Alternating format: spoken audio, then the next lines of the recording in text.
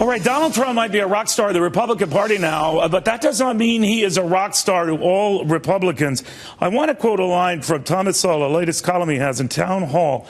He's a best-selling author. Wealth, Poverty, and Politics is his latest missive. But in this, he writes, in a country with more than 300 million people, it's remarkable how obsessed the media have become with just one, Donald Trump. What is even more remarkable is that after 6 years of repeated disasters, both domestically and internationally, under a glib egomaniac in the White House, so many potential voters are turning to another glib egomaniac to be his successor. Suffice it to say, with writing like that, Mr. Sowell is not invited to the next Trump Christmas party. Thomas, good to have you. Yikes. Good being here. Yikes. What was the reaction you got from that? I don't usually get much reaction. It's amazing. There are people who will come up with expletives and so forth. But it's amazing how. It's amazing how little criticism I get for someone who writes about so many controversial issues. They think their smart move is just to ignore me and pretend I don't exist. Well, I don't ignore you or your musings, but you make a lot of sense here because you start talking about what's at stake for America in these times, and even down to the push that everyone should vote. You say that is not necessarily a birthright. It's something that you should study up for. What did you mean by that? Well, I mean that elections are not held just for social participation. They're not held just to vent our emotions. They're held to elect people who will hold our lives and the lives of our loved ones in their hands, as well as the fate of the entire nation. And I think to go out as if we're voting for, for a homecoming queen or something is madness. I advised in that column that people who really haven't had a chance to study these things and know much about it, that their most patriotic act would be to stay home on Election Day rather than vote on the basis of their whims or their emotions, which is really playing Russian roulette with the history of the country. By that measure, I think it's safe to say that every MSNBC viewer should just stay home. But one thing is, an election is not a popularity contest, you wrote, or an award for showmanship. If you want to fulfill your duty as a citizen, then you need to become an informed voter, to follow up on what you just said. And if you're not informed, then the best thing you could do on Election Day is stay home. Now, people will hear that and say, well, is that arrogant or what? Is that Jeffersonian or what? There are worse things than being Jeffersonian. Yeah. No, it's not arrogant. If I don't find, there have been elections where I have stayed home, either because I didn't think I was up on the issues, or more often because I didn't think that there was enough difference between the candidates. When did you stay home? 1972, when it was Nixon versus McGovern. Why? And I thought, oh my gosh, is the question, what kind of disaster you want? Okay. Now, in this race, if you think about it in the type of personalities, and we've made it like a homecoming king affair, that's really been going on really since John F. Kennedy, right? And that's since 1960, maybe longer for all I know. But what is it we do wrong? And when you see these debates and you see all these candidates up on a stage, they have to give a quick rejoinder, a quick zinger. That's what we replay. That's what we focus on. What's the problem? Well, the problem is that sound bites usually aren't very sound.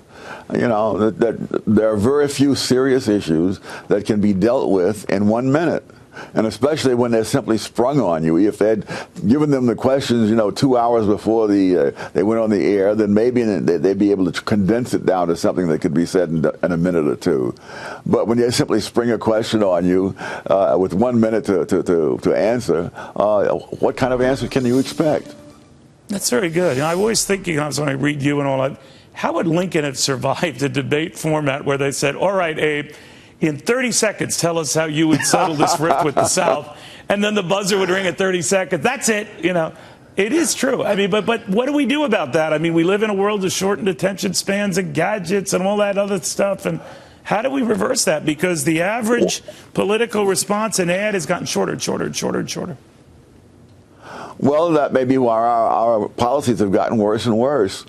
There are a lot of things you could do. If you were serious, you'd have each one of the serious candidates interviews for, say, an hour by someone like, say, Brett Baier or who's the man on C-SPAN?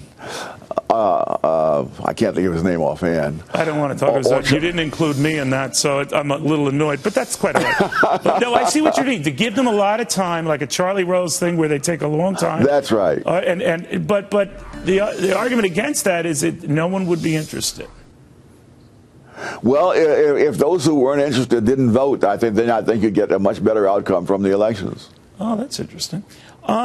Of the crop of candidates you see now, I had a former advisor to Ronald Reagan who was here saying none of them look like Reagan to him. He dismissed this idea that, first of all, they've all broken, I guess, this 11th commandment to speak ill of another Republican. But more, they didn't offer an optimistic view for the country. And that's the core of their problem. What do you think? No, I think the core of the problem is Reagan, although he was quite good with his words, Reagan has spent years and years studying all these issues, writing about them, talking about them on the air. So by the time he got on television to run for the presidency, he really knew what these issues were, how they came out, and he didn't have to just carry on. He was quick, but he was not glib. You know, do you think that candidates these days, knowing the reality, almost have to change in a campaign and then change if they get to office? Like, they just say whatever they can to get elected. Like Bill Clinton in 1992, a big middle-class tax cut, is, gets elected. I have to shelve that tax cut. It happens. It's human nature. And that maybe single terms would be the answer. If they had only one term, they could focus on that, make it 6 years instead of 4 years. What do you think? Oh, I have been an advocate for the longest time. My only objection to people who are for term limits is the S at the end of the word limit. It should be one term, because if they have 3 terms, then the first 2 are going to be spent trying to get reelected. And so we have to wait for the 3rd term. And in the 3rd term, they may be trying to set a record to go on to some other position. So one-term people would be I think, ideal. But, we don't reward the candidate who actually has a prescription. If you think about it, Thomas, I mean, the ones who have offered anything approaching a plan, like Jeb Bush with a tax plan and an economic growth plan to get us to 4% annual growth, or even Chris Christie on the fringes of trying to look at reforming Social Security, they're not exactly rocketing in the polls. Whereas someone like a Trump, with a great deal of bluster and not a whole lot of detail, is doing just fine. Oh, yeah. I mean, it's the I have a plan. I've seen those kind of people get elected. They say, great, you have a plan. Tell us what it is. Well, after I'm elected, I'll tell you. That is people shouldn't take anyone like that seriously.